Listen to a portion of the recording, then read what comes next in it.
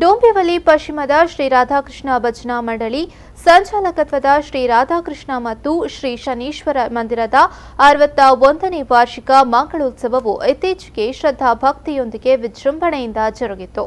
ಡೋಂಬಿವಲಿ ಪಶ್ಚಿಮದ ಟೆಲ್ಕೋಸ್ವಾಡಿ ನಾನಾ ಸ್ಮೃತಿ ಸಂಕೀರ್ಣದಲ್ಲಿ ಶ್ರೀ ರಾಧಾಕೃಷ್ಣ ಭಜನಾ ಮಂಡಳಿ ಸಂಚಾಲಕತ್ವದ ಶ್ರೀ ರಾಧಾಕೃಷ್ಣ ಮತ್ತು ಶ್ರೀ ಶನೇಶ್ವರ ಮಂದಿರವು ಮುಂಬೈ ತುಳು ಕನ್ನಡಿಗರ ಶುದ್ಧ ಭಕ್ತಿಯ ಕೇಂದ್ರವಾಗಿದೆ.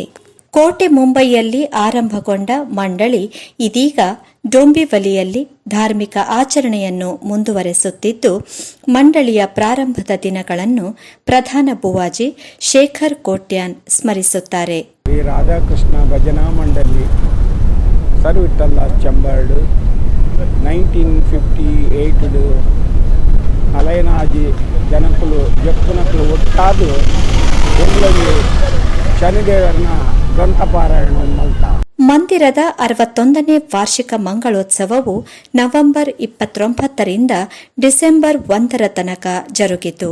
ಮಂಡಳಿಯ ಗೌರವ ಕಾರ್ಯದರ್ಶಿ ರಾಜೇಶ್ ಕೋಟ್ಯಾನ್ ಒಟ್ಟು ಕಾರ್ಯಕ್ರಮದ ವಿವರ ನೀಡಿದರು.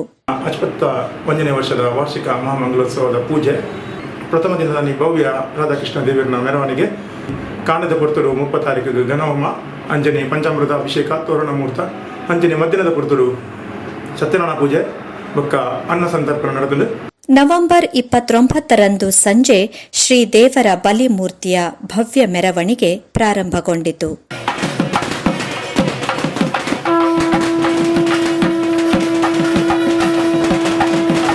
ವೇಷಭೂಷಣಗಳೊಂದಿಗೆ ಹೊರಟ ಮೆರವಣಿಗೆ ಡೋಂಬಿವಲಿಯ ಮುಖ್ಯ ಮಾರ್ಗದಲ್ಲಿ ಸಂಚರಿಸಿ ಮಂದಿರಕ್ಕೆ ಸಾಗಿ ಬಂದಿತು.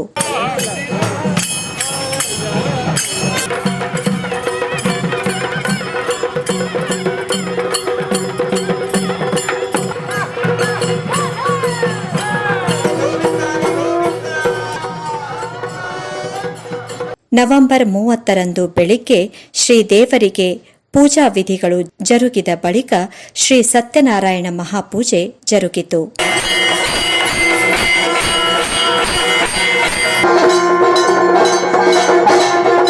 ಮಂಡಳಿಯ ಸದಸ್ಯರು ಭಜನಾ ಕಾರ್ಯಕ್ರಮ ನಡೆಸಿಕೊಟ್ಟರು. ಸಂಜೆ ಶ್ರೀ ದೇವರ ಸನ್ನಿಧಾನದಲ್ಲಿ ಮಹಾರಂಗಪೂಜೆ ನಡೆಯಿತು.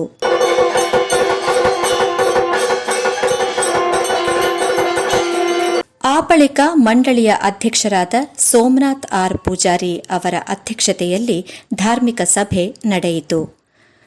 ಗೌರವ ಅತಿಥಿಯಾಗಿ ಉದ್ಯಮಿ ಸಂಘಟಕ ದಿನೇಶ್ ಶೆಟ್ಟಿ, ಮುಖ್ಯ ಅತಿಥಿಗಳಾಗಿ ಸಮಾಜ ಸೇವಕ ವಿದೇಶ್ ನಾರ್ಖಡೆ, ಡೋಂಬಿವಲಿ ಪರಿಸರದ ಗಣ್ಯರಾದ ಸುಕುಮಾರ್ ಶೆಟ್ಟಿ, ದೇವದಾಸ್ ಕುಲಾಲ್, ರಾಜೀವ್ ಭಂಡಾರಿ, ಆರ್ಬಿ ಶೆಟ್ಟಿ ಉಪಸ್ಥಿತರಿದ್ದರು. ಮಂಡಳಿಯ ಉಪಾಧ್ಯಕ್ಷ ರವಿ ಸನಿಲ್ ಸ್ವಾಗತಿಸಿದರು. ಮಂಗಲೋತ್ಸವದ ಪೌರೋಹಿತ್ಯ ವಹಿಸಿದ ಮಂದಿರದ ಪ್ರಧಾನ ಅರ್ಚಕರಾದ ಪ್ರಕಾಶ್ ಭಟ್ ಕಾನಂಗಿ ಆಶೀರ್ವಚನ ನೀಡಿದರು.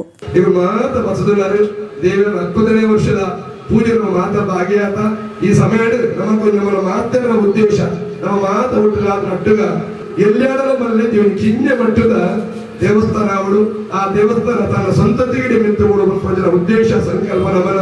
ಮಂಡಳಿಯ ಗೌರವ ಅಧ್ಯಕ್ಷರಾದ ದಿವಾಕರ್ ಶೆಟ್ಟಿ ಇಂದ್ರಾಳಿ ತಮ್ಮ ಅನಿಸಿಕೆ ತಿಳಿಸಿದರು.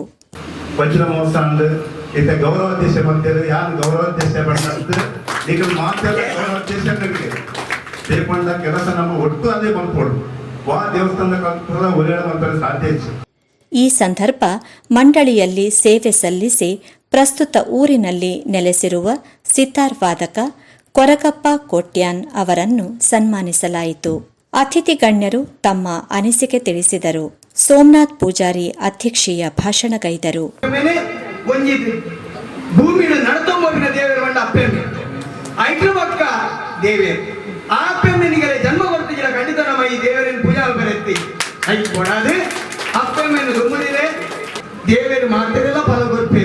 ಮಂಡಳಿಯ ಉಪಾಧ್ಯಕ್ಷ ಶೇಖರ್ ಎ ಪುತ್ರನ್, ಗೌರವ ಕೋಶಾಧಿಕಾರಿ ಲಲಿತ್ ಚಂದ್ರ ಸುವರ್ಣ, ಜೊತೆ ಕೋಶಾಧಿಕಾರಿ ಪ್ರಸಾದ್ ಪೂಜಾರಿ, ಪ್ರಬಂಧಕ ಪಾಂಡುರಂಗ್ ಕಾಂಚನ್ ಮತ್ತು ಪದಾಧಿಕಾರಿಗಳು ವೇದಿಕೆಯಲ್ಲಿದ್ದರು.